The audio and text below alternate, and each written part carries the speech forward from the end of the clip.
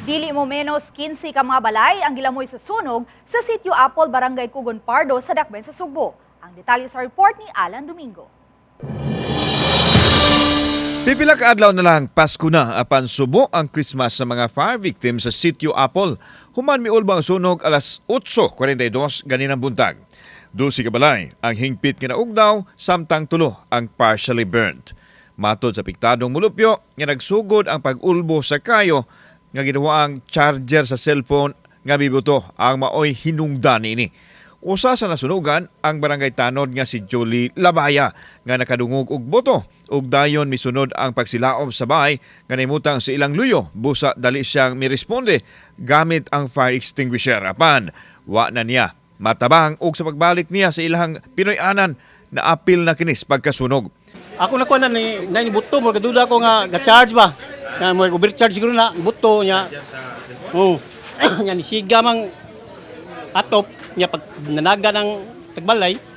Hingpit kinapaw sa mga bombero ang sunog alas 9:20 buntag, diin gibanabana usab nga nagbilin og danyos nga 750,000 pesos. Parang imbestigahan sa kabubiruhan kung unsa gyud ang hinungdan sa sunog ug sa susamang higayon miawhag sila sa ato mga kaigsonan nga magmatngon sa kanunay aron dili masugamak sa ingon niini nga sitwasyon ilabi na karon nga Christmas season. Patong likayan lang gyud no ang kaning sagaran kaning mga pag-overload, kaning mga electrical misuse nga kuan. Kaning biyaan bitaw ning mga nakasaksak sa ato ang mga balay, kani pong sobra na sad paggamit sa ato ang mga appliances. Kanang mga waypangpaw nga mga samutan ning kaning mga ceiling fan, mga substandard nga gipanggamit ba.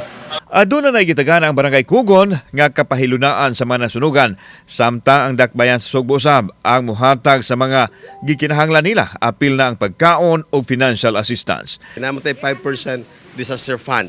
We can now tap it no sa atong disaster response. We can always accommodate nila sa atong multipurpose building. Namatay dakong area sa 3rd and 4th floor nga pwedeng temporary nila nga kapasilungan. Itong pangitaan upaagi usab ang hinanali dayong tabang which is mao ang pagkaon sa mga fire victims o ang ilang kapasilungan. And then the next mao na sab ang pagpangitag paagi aron sa ingon nila ma-release ang ilang financial assistance regarding sa mga sitwasyon. Kauban si Clover Lumayag, ako si Alan Domingo.